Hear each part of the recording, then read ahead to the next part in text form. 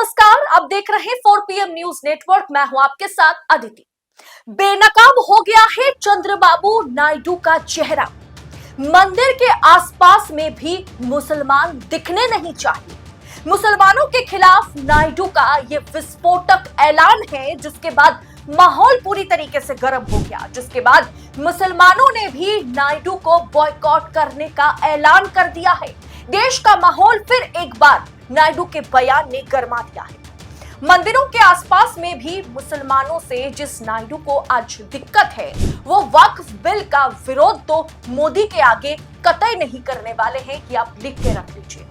आंध्र प्रदेश के मुख्यमंत्री चंद्रबाबू नायडू ने मंदिरों के प्रबंधन में और मंदिर के आसपास मुसलमानों के काम करने के खिलाफ एक बड़ा बयान दे दिया है। इस बयान ने चंद्रबाबू नायडू के जो कथित सेकुलरिज्म वाली छवि है, उसे पूरी तरीके से धूमिल कर दिया है। दोस्तों, चंद्रबाबू नायडू ने शुक्रवार को 21 मार्च को एक बयान दिया और बहुत ही शर्मनाक बयान है। तिरुमाला मंदिर में सिर्फ हिंदुओं को ही काम पर अब से रखा जाएगा, जबकि तिरुमाला मंदिर जो आंध्र प्रदेश में स्थित है, वह हिंदू और मुसलमान दोनों ही काम पर लगे रहते हैं, काम करते हैं मंदिर के अंदर और मंदिर के बाहर भी। और मौजूदा वक्त में वहां पर कई मुसलमान काम भी कर रहे हैं, लेकिन साफ तौर पर कह दिया गया है चंद्रबाबू नायडू द्वारा कि अब से उस मंदिर में कोई भी मुसलमान काम नहीं करेंगे। मौजूदा वक्त में कोई मुसलमान वहां पर अगर काम कर रहा है तो उन्हें अपनी मजहबी आस्था को सम्मान करते हुए वहां से हट जाना चाहिए या फिर हम हटा दें। यानी मुसलमानों के लिए कह दिया गया है कि या तो आप मंदिर में काम कर रहे हैं तो आप खुद हट जाइए, अगर आप नहीं हटते हैं तो हम जबरदस्ती आपको हटाएंगे। साथ ही मंदिर से सटे जमीन पर एक मुमताज होटल बन रहा है और नायडू ने कहा कि यह होटल हिंदुओं के लिए एक तरीके से बहुत ज्यादा अपमानजनक है।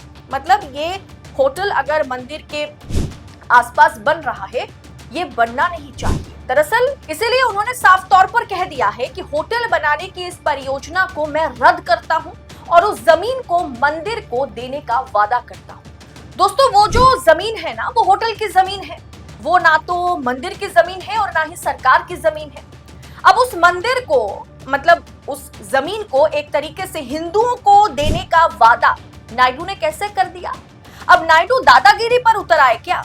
मतलब एक तरीके से नरेंद्र मोदी या भारतीय जनता पार्टी जिस पिच पर खेलती है, उसी पिच पर आप थिरकते हुए नायडू नजर आ रहे हैं। पिछले कुछ समय से तिरुमाला मंदिर के पास जो मुमताज होटल है, उसके निर्माण के खिलाफ साधुओं ने भूख हड़ताल मतलब एक तरीके से शुरू कर दी थी। अब उस मुद्दे को सुलझाने के लिए नायडू का ये ऐलान या बड़ा बयान उनके कथित सेकुलर छवि पर सवाल नहीं उठा रहा है, उसे पूरी तरीके से ध्वस्त कर दिया है।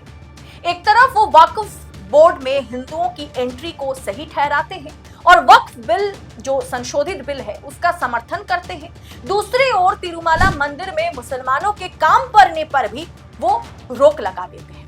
यानी दोस्तों, यहाँ पर सरकार या एनडीए की जो अब कह सकते हैं कि जो डबल स्टैंडर्ड है, उसे देखिए। वक्फ बिल में इतना विवाद क्यों है? क्योंकि वक्फ संशोधन बिल में कहीं ना कहीं सरकार प्रवेश करना चाह रही है, उसमें सरकार दखलंदाजी देना चाह रही है, मोदी सरकार।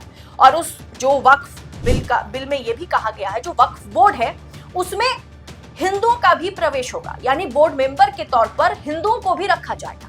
अब आप सोचिए, किसी मुस्लिम कमिटी में, मुस्लिम बोर्ड में हिंदुओं का क्या काम है? अगर हिंदू मंदिर में मुसलमान काम नहीं कर सकते हैं, उसके आसपास के जगह पर जमीन खरीदकर होटल नहीं बना सकते हैं, तो मुस्लिम कमिटी में जो सांप्रदायिक कमिटी है, जो आस्था की एक कमिटी है, वक्फ बोर्ड, उसमें हिंदुओं का प्रवेश कराना सरकार क्यों चाह रही है? दोस्तों, मुसलमानों के काम करने पर एक तरीके से रोक तो यहाँ पर लगा दी गई, जबकि तिरुमाला मंदिर में हिंदू मुसलमान दोनों समुदाय के लोग काम करते आ रहे हैं सदियों से। नायडू ने सेवन हिल्स क्षेत्र के पास सटे मुमताज होटल के लिए पहले उन्होंने इजाजत दी, वो इजाजत दे चुकी है उनकी सरकार। हालांकि सरकार ने अब जाकर के, नायडू की सरकार ने अब जाकर के 35.32 एकड़ जमीन पर बनने वाले होटल के लिए मंजूरी रद्द करने का फैसला किया है। जिस पार्टी के साथ नायडू गठबंधन में है, उस पार्टी के रंग में अब नायडू ढल गए। अब दोस्तों दूसरी तरफ जामियात उलेमाए हिंद ने भी ऐलान कर दिया है कि खुद को सेकुलर बताने वाली पार्टियां जो एनडीए का हिस्सा है, मुसलमान समाज उनका बॉयकॉट करेगा। जामियात उलेमाए हिंद के अध्यक्ष मौलाना अरशद मदनी ने कहा है कि खुद को सेकुलर कहने वाले वो लोग जो मुसलमानों पर हो रहे अत्याचार और अन्यों पर हो रहे अत्याचार अन्यायों पर चुप रहते हैं और मौजूदा सरकार का हिस्सा बने हुए हैं, उनके खिलाफ हमने विरोध करने का फैसला लिया है, उन्हें बॉयकॉट करने का फैसला लिया है। उसके तहत अब जमियात उलेमाए हिंद ऐसे लोगों की किसी भी कार्यक्रम में हिस्सा नहीं लेगी, चाहे वो इफ्तार हो, ईद मिलन हो या अन्य कोई भी आयोजन क्यों ना हो। दोस्तों एक तरीके से साफ तौर पर निशाने पर कौन है? निशाने पर नायडू है, निशाने पर नीतीश कुमार है, मतलब निशाने पर अजित पवार है, एकनाथ शिंदे हैं, जो अक्सर मुसलमानों के साथ बनाकर रखने की कोशिश करते हैं। मौलाना अरशद मदनी ने यह भी कहा है कि देश में इस समय जिस तरह के हालात हैं और खासकर अल्पसंख्यकों विशेष रूप से मुसलमानों के साथ जो अन्याय और अत्याचार किया जा रहा है वो किसी से छुपा हुआ नहीं है। ये बेहद दुर्भाग्यपूर्ण है और खुद को सेकुलर और मुसलमानों का हमदर्द बताने वाले नेता, पार्टियां जिनकी राजनीतिक सफलता में मुसलमानों का भी योगदान रहा, वे सत्ता के लालच में न केवल खामोश हैं बल्कि अप्रत्यक्ष रूप से अन्याय का समर्थन भी कर रहे हैं। इसीलिए हम उनका घोर विरोध करेंगे और वक्फ संशोधन बिल पर नीतीश नायडू दोनों खामोश रहे।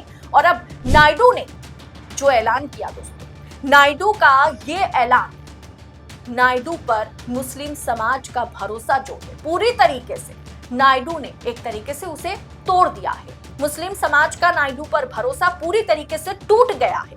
हैदराबाद के सिवा पूरे दक्षिण को अगर आप उठा करके देख लीजिए, कर्नाटक की बात अलग है, वहां भारतीय जनता पार्टी की सरकार रही, बाकी किसी भी राज्य में हिंदू मुसलमान कोई भी सेकुलर पार्टी नहीं करती, लेकिन आज नायडू कर रहे। आज नायडू ने ये बयान दे करके अपने लिए एक तरीके से कब्र, राजनीतिक कब्र खोद ली है। दोस्तों देश में वैसे भी माहौल हिंदू मुसलमान बना हुआ है। होली बनाम जुम्मा, शिवाजी बनाम शिवाजी महाराज बनाम औरंगजेब बना हुआ है। इस समय गैर जिम्मेदाराना बयान, एक छोटी सी चिंगारी पूरे के पूरे देश को, समाज को तबाह कर सकता है और वो काम अब नायडू ने कर दिया है। साधु संतों को खुश करने के लिए, आला कमान को खुश करने के लिए जिस गंदी राजनीति, जिस ओछी राजनीति में अब नायडू उतर गए हैं, उससे वापस आना या उसका खामियाजा नायडू को आगे चल के हर हाल में भुगतना। आपको क्या लगता है? आप अपनी राय इस मुद्दे पर कमेंट कर हमारे साथ साझा जरूर कीजिएगा और ऐसी तमाम खबरों को लगातार पाने के लिए, पॉलिटिकल अपडेट एनालिसिस के साथ पाने के लिए 4 PM न्यूज नेटवर्क के साथ बने रहें। फिलहाल मुझे दीजिए इजाजत। बहुत बहुत शुक्रिया आपका। जय हिंद, जय भारत।